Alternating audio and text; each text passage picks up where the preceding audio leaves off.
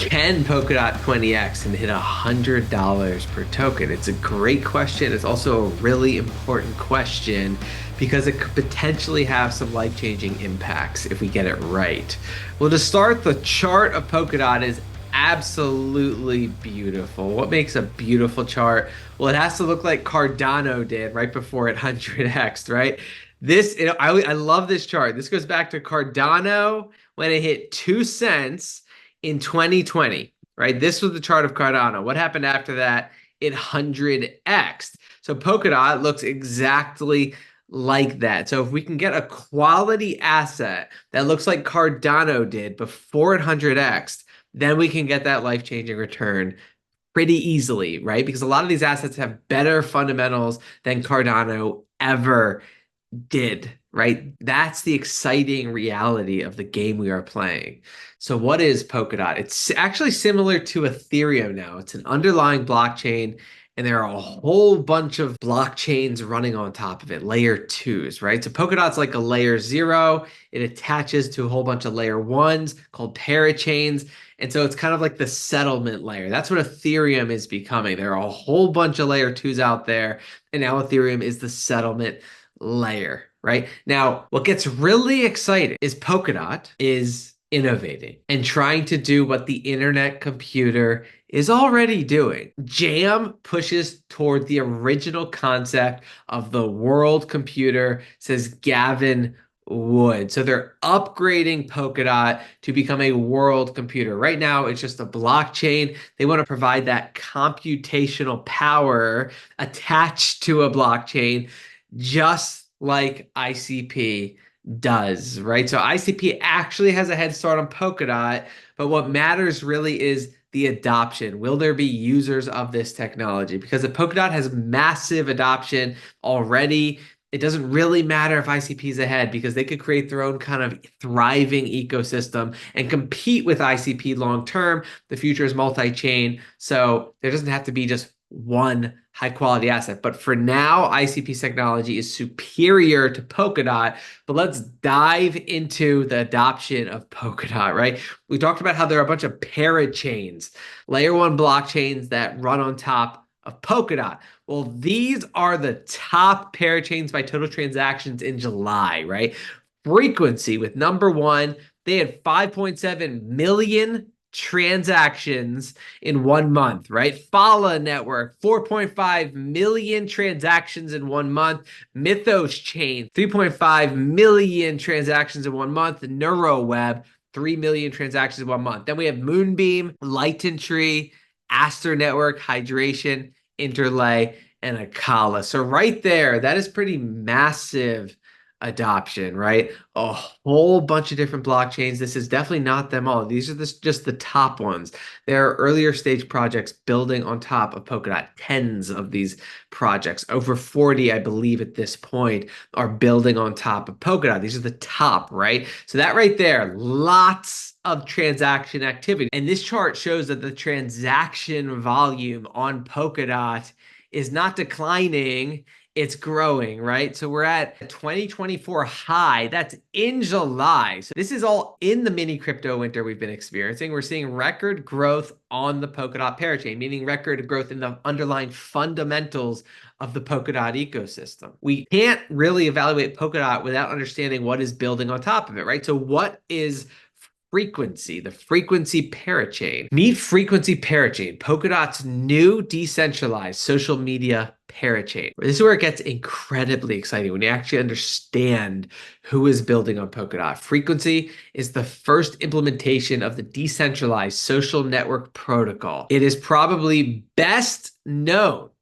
as the protocol underpinning real estate billionaire Frank McCourt's Project Liberty, right? So we have a billionaire who is building on Polkadot. Now, Frank McCourt actually has a very honorable mission.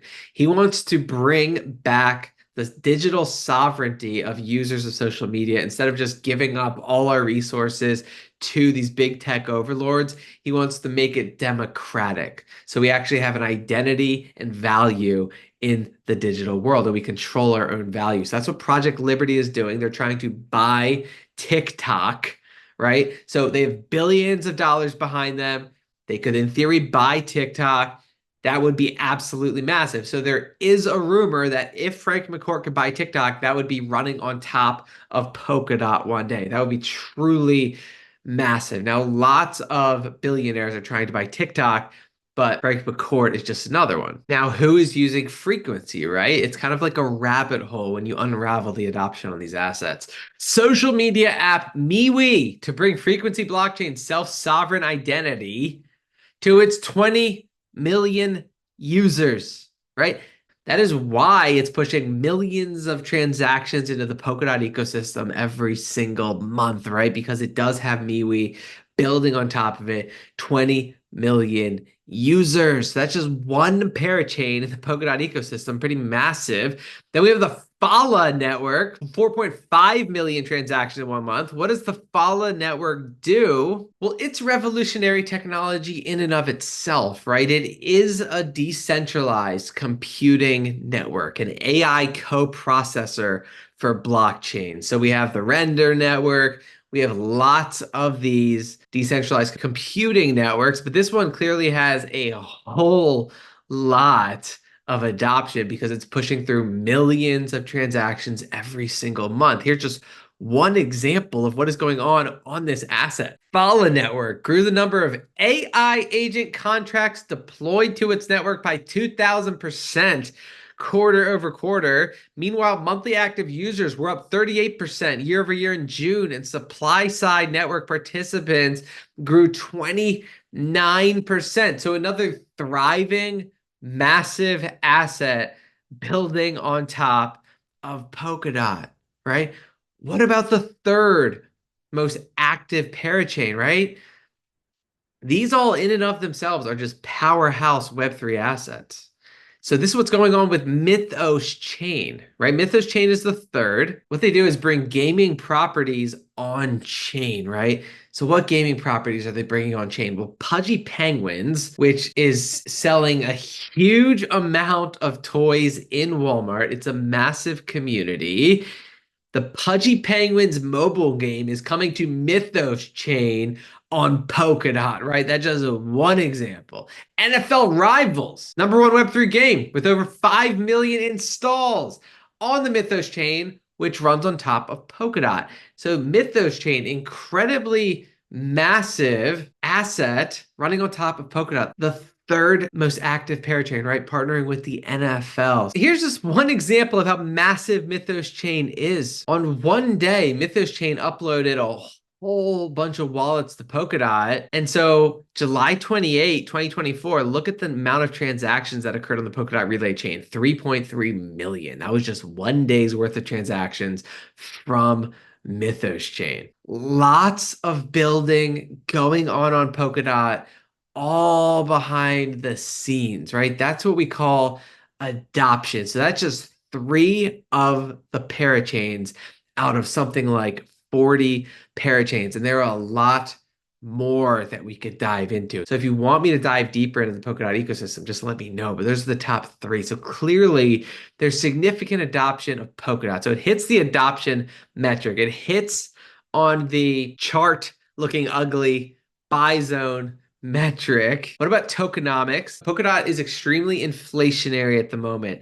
It's printing like 15% a year in additional Polkadot tokens. Now it's rewarding stakers, right? That's how it secures the network. People stake, they get paid this Polkadot passive income. I've talked about on this channel how Bitcoin had incredible inflation, right? They dumped 15 million Bitcoin tokens were dumped on the market. What in the early days of Bitcoin? What happened in that time? The price of Bitcoin went from pennies to 20,000. Even though throughout the entire period, 15 million Bitcoins were just being dumped on the market by miners. It didn't matter, right? Demand is what matters. So yes, it's extremely inflationary right now. It's still in the early days. They are working on a burn mechanism as they roll out Jam. They're talking about potentially implementing a burn mechanism, which would potentially be like Ethereum and cause Polkadot to go deflationary, or like ICP, where they have inflation, but they also have a burn mechanism. So it's still too early to judge the tokenomics of Polkadot because they haven't been fully developed. But currently, it is inflationary. What else makes Polkadot positive? Well, we have, again, Gavin Wood. He was one of the main founders of Ethereum, like one of the most crucially important founders of Ethereum.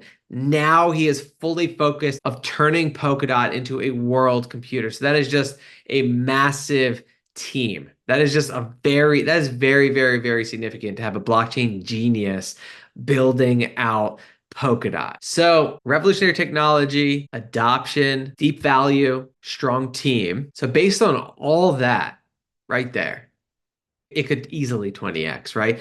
If Cardano could go at 100x again in 2020, when it was way earlier stage than it is now, and didn't have as bullish fundamentals as Polkadot has going for it back then, but still managed 100x, then Polkadot can absolutely 20x. Now, what are the risks, right? What are the cons of Polkadot? There's always a risk with any asset.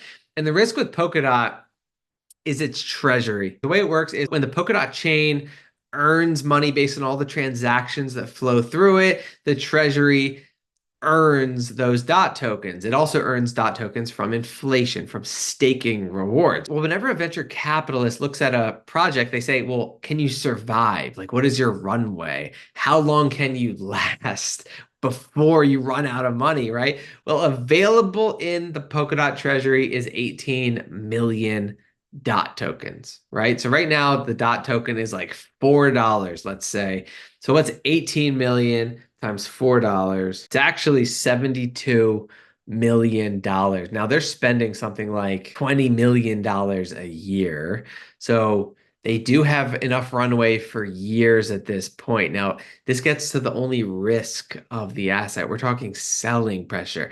If there's no bull market anywhere on the horizon, then the price has nowhere to go but spiral down. It did do well. Polkadot did decently in the last crypto pump of 2024. But if we don't get a bull market, then the value of the Polkadot treasury is going to diminish. The amount they can accomplish is going to diminish, and the selling pressure will increase, and the price will spiral down. And that won't be good for the confidence of Polkadot. So really, what is so massive for the Polkadot ecosystem is the question of, can they get a bull market? If they can get a bull market and all these fundamentals come to light, then it's going to rip higher, right? Massive world computer technology. But if we don't get a bull market, if we have if the crypto winter lasts another few years, it's going to be very difficult for confidence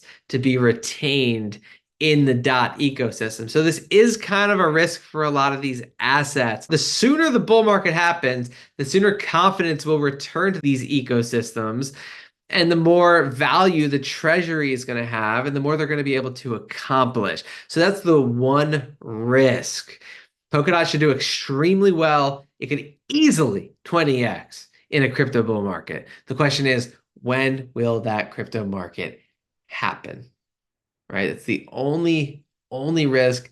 It is more long term. Again, Polkadot can hit $2 over the next year if there's a crypto winter and still rebound and surpass its all-time high. That is possible because of the bullish fundamentals it has going for it. But just like any asset, as a venture capitalist investing in early stage technology, there's risk involved, right? But there's plenty of pros for this asset. There's the typical risk, right? If you're a venture capitalist, you're going to invest in like 50 different AI projects.